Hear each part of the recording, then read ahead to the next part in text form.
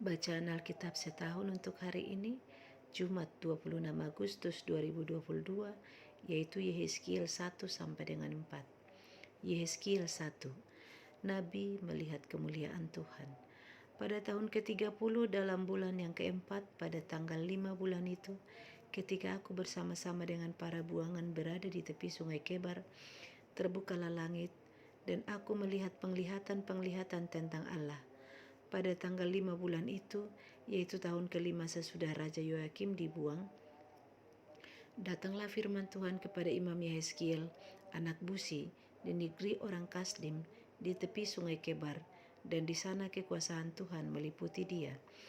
Lalu aku melihat, sungguh angin badai bertiup dari utara, dan membawa segumpal awan yang besar dengan api yang berkilat-kilat, dan awan itu dikelilingi oleh sinar di dalam. Di tengah-tengah api itu kelihatan seperti suasa mengkilat, dan di tengah-tengah itu juga ada yang menyerupai 4 makhluk hidup, dan beginilah kelihatannya mereka. Mereka menyerupai manusia, tetapi masing-masing mempunyai 4 muka, dan pada masing-masing ada pula 4 sayap. Kaki mereka adalah lurus, dan telapak kaki mereka seperti kuku anak lembu. Kaki-kaki ini mengkilat seperti tembaga yang baru digosok.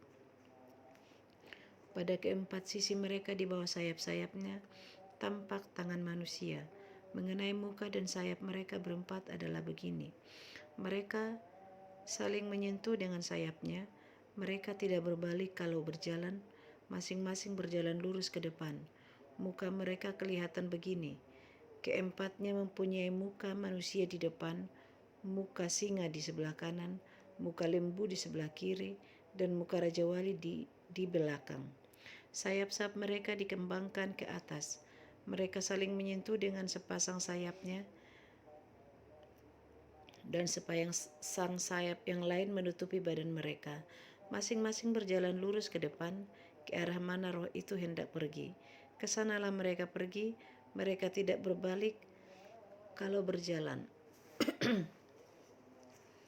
Di tengah makhluk hidup itu kelihatan seperti bara api yang menyala, seperti suluh yang bergerak kian kemari di antara makhluk-makhluk hidup itu.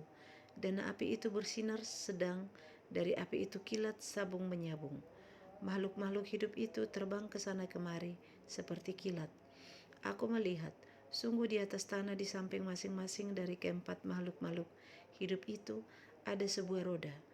Rupa roda-roda itu seperti kilauan permata pirus, dan keempatnya adalah serupa. Buatannya seolah-olah roda yang satu di tengah-tengah yang lain. Kalau mereka berjalan, mereka dapat menuju ke 4 jurusan. Mereka tidak berbalik kalau berjalan. Mereka mempunyai lingkar, dan aku melihat bahwa sekeliling lingkar yang 4 itu penuh dengan mata. Kalau makhluk-makhluk hidup itu berjalan, roda-roda itu juga berjalan di samping mereka. Dan kalau makhluk-makhluk hidup itu terangkat dari atas tanah, roda-roda itu turut terangkat. Ke arah mana roh itu hendak pergi, ke sanalah mereka pergi, dan roda-rodanya sama-sama terangkat dengan mereka, sebab roh makhluk-makhluk hidup itu berada di dalam roda-rodanya. Kalau makhluk-makhluk hidup itu berjalan, roda-roda itu berjalan.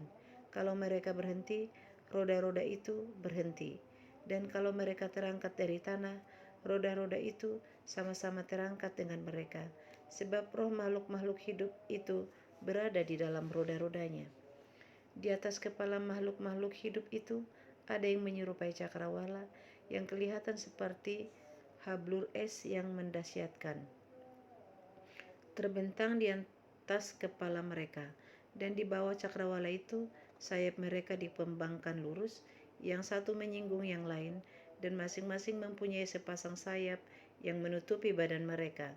Kalau mereka berjalan, aku mendengar suara sayapnya seperti suara air terjun yang menderu, seperti suara yang maha kuasa, seperti keributan laskar yang besar. Kalau mereka berhenti, sayapnya dibiarkan terkulai, maka kedengaranlah suara dari atas cakrawala yang ada di atas kepala mereka. Kalau mereka berhenti, sayapnya dibiarkan terkulai. Di atas cakrawala yang ada di atas kepala mereka ada menyerupai tahta yang kelihatannya seperti permata lazurit, dan di atas yang menyerupai tahta itu ada yang kelihatan seperti rupa manusia. Dari yang menyerupai pinggangnya sampai ke atas, aku lihat seperti suasa mengkilat dan seperti api yang ditudungi sekelilingnya.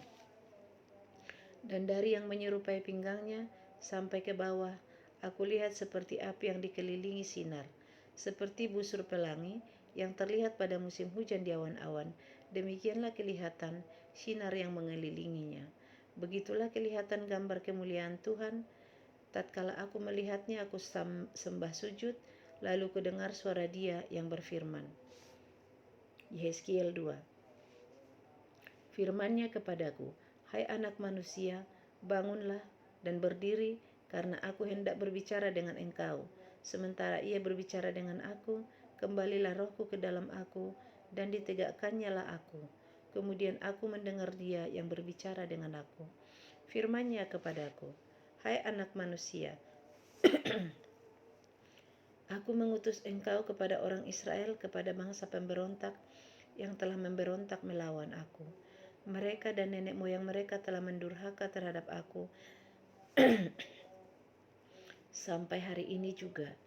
Kepada keturunan inilah yang keras kepala dan tegar hati, aku mengutus engkau, dan harus kau katakan kepada mereka, beginilah firman Tuhan Allah, dan baik mereka mendengarkan atau tidak, sebab mereka adalah kaum pemberontak. Mereka akan mengetahui bahwa seorang nabi ada di tengah-tengah mereka. Dan engkau, anak manusia, janganlah takut melihat mereka maupun mendengarkan kata-katanya. Biarpun engkau di tengah-tengah onak dan duri, dan engkau tinggal dekat kalajengking, janganlah takut mendengarkan kata-kata mereka, dan janganlah gentar melihat mukanya, sebab mereka adalah kaum pemberontak. Sampaikanlah perkataan-perkataanku kepada mereka, baik mereka mau mendengarkan atau tidak, sebab mereka adalah pemberontak. Dan engkau, anak manusia, dengarlah apa yang kufirmankan kepadamu. Janganlah memberontak seperti kaum pemberontak ini. Ngangakkanlah mulutmu dan makanlah apa yang kuberikan kepadamu. Aku melihat sesungguhnya ada tangan yang terulur kepadaku, sungguh dan sungguh. Dipegangnya sebuah gulungan kitab, lalu dibentangkannya di hadapanku.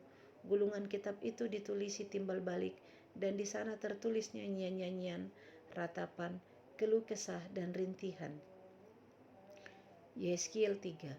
Firman-Nya kepadaku, hai anak manusia, makanlah apa yang engkau lihat di sini, makanlah gulungan kitab ini, dan pergilah berbicara kepada kaum Israel.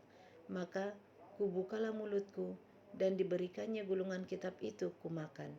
Lalu firman-Nya kepadaku, hai anak manusia, makanlah gulungan kitab yang kuberikan ini kepadamu, dan isilah perutmu dengan itu. Lalu aku memakannya, dan rasanya manis seperti madu dalam mulutku.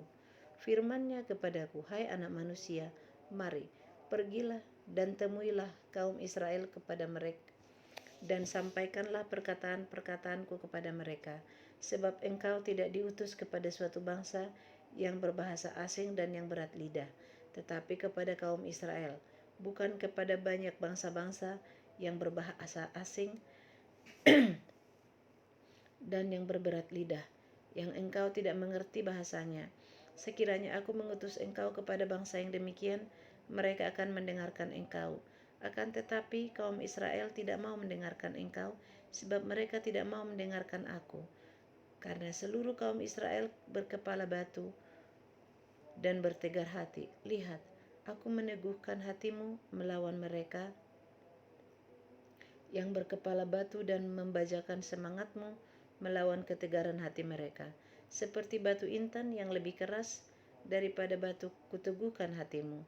Janganlah takut kepada mereka dan janganlah gentar melihat mukanya, sebab mereka adalah kaum pemberontak. Selanjutnya firman-Nya kepadaku, hai anak manusia, perhatikanlah segala perkataanku yang akan kufirmankan kepadamu, dan berikanlah telingamu kepadanya. Mari, pergilah dan temuilah orang-orang buangan, teman sebangsamu, berbicaralah kepada mereka dan katakanlah, beginilah firman Tuhan Allah, baik mereka mau mendengarkan atau tidak. Maka roh itu mengangkat aku, dan aku mendengar di belakangku suatu suara gemuruh yang besar, tatkala kemuliaan Allah naik ke atas dari tempatnya, yakni suara dari sayap-sayap makhluk-makhluk hidup yang menggesek satu sama lain. Dan di samping itu suara gemertak dari roda-roda, suara gemuruh yang besar. Dan roh itu mengangkat dan membawa aku, dan aku pergi dengan hati panas dan dengan perasaan pahit, karena kekuasaan Tuhan memaksa aku dengan sangat. Demikianlah aku datang kepada orang-orang buangan yang tinggal di tepi sungai Kebar, di Tel Abib, dan di sana aku duduk tertegun di tengah-tengah mereka selama 7 hari. Sesudah 7 hari datanglah firman Tuhan kepadaku, hai anak manusia, aku telah menetapkan engkau menjadi penjaga kaum Israel. Bila mana engkau mendengarkan sesuatu firman daripadaku, peringatkanlah mereka atas namaku. Kalau aku berfirman kepada orang jahat, engkau pasti dihukum mati. Dan engkau tidak memperingatkan dia, atau tidak berkata apa-apa untuk memperingatkan orang jahat itu dari hidupnya yang jahat, supaya ia tetap hidup. Orang jahat itu akan mati dalam kesalahannya, tetapi aku akan menuntut pertanggungan jawab atas nyawanya daripadamu. Tetapi jikalau engkau memperingatkan orang jahat itu, dan ia tidak berbalik dari kejahatannya dan dari hidupnya yang jahat, ia akan mati dalam kesalahannya, tetapi engkau telah menyelamatkan nyawamu. Jikalau seorang yang benar berbalik dari kebenarannya dan ia berbuat curang, dan aku meletakkan batu sandungan di hadapannya, ia akan mati. Oleh karena engkau tidak memperingatkan dia, ia akan mati dalam dosanya, dan perbuatan-perbuatan kebenaran yang dikerjakannya tidak akan diingat-ingat. Tetapi aku akan menuntut pertanggungan jawab atas nyawanya daripadamu. Tetapi jikalau engkau memperingatkan orang yang benar itu supaya ia jangan berbuat dosa, dan memang tidak berbuat dosa, ia akan tetap hidup, sebab ia mau menerima peringatan, dan engkau telah menyelamatkan nyawamu. Maka di sana kekuasaan Tuhan meliputi aku, dan ia berfirman kepadaku, bangunlah dan pergilah ke lembah. Di sana aku akan berbicara dengan engkau.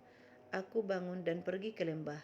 Sesungguhnya di sana kelihatan kemuliaan Tuhan, seperti kemuliaan yang telah kulihat di tepi sungai Kebar. Dan aku sujud, tetapi masuklah roh ke dalam aku, dan ditegakkannya aku. Lalu ia berbicara dengan aku, katanya, pergilah pulang, kurunglah dirimu di dalam rumahmu, dan engkau, anak manusia, sesungguhnya engkau akan diikat dengan tali dan akan dibelenggu, sehingga engkau tidak bisa keluar masuk di tengah-tengah mereka. Dan aku akan membuat lidahmu melekat pada langit-langitmu, sehingga engkau menjadi bisu dan tidak akan menempelak mereka, sebab mereka adalah kaum pemberontak. Tetapi kalau aku berbicara dengan engkau, aku akan membuka mulutmu, dan engkau akan mengatakan kepada mereka, beginilah firman Tuhan Allah.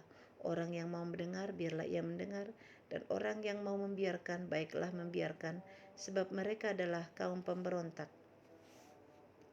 Yehezkiel 4. Engkau anak manusia, ambillah sebuah batu bata, letakkanlah di hadapanmu, dan ukirlah di atasnya sebuah kota, yaitu Yerusalem. Ukirlah kota itu dalam keadaan terkepung, dirikanlah sebuah benteng pengepungan, timbun pula tanah menjadi tembok pengepungan, tempatkan perkemahan tentara, dan susun alat-alat pendobrak sekeliling kota itu.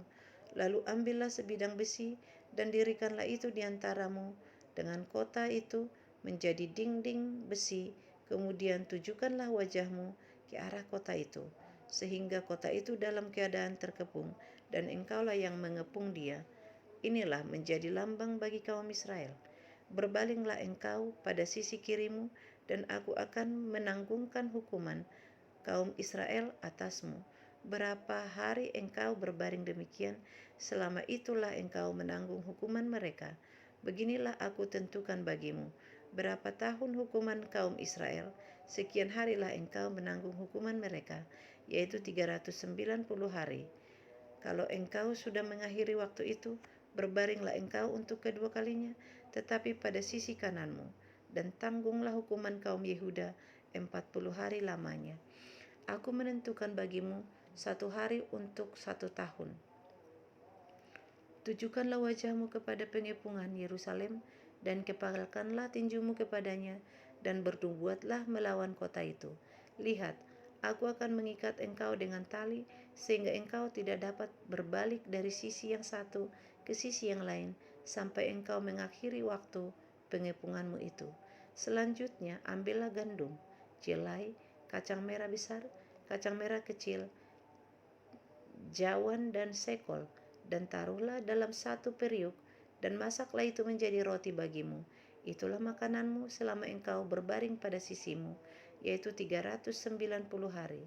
Dalam makananmu yang harus kau makan akan ditentukan timbangannya, yakni 20 sikal satu hari. Makanlah itu pada waktu-waktu tertentu. Air minum pun bagimu akan ditentukan, 1/6 hin banyaknya. Minumlah itu pada waktu-waktu tertentu. Makanlah roti itu seperti roti jelai yang bundar, dan engkau harus membakarnya di atas kotoran manusia yang sudah kering di hadapan mereka. Selanjutnya Tuhan berfirman, Aku akan membuang orang Israel ke tengah-tengah bangsa-bangsa, dan demikianlah mereka akan memakan rotinya najis di sana. Maka aku jawab, Aduh Tuhan Allah, sesungguhnya aku tak pernah dinajiskan, dan dari masa mudaku sampai sekarang tak pernah aku makan bangkai atau sisa mangsa binatang buas.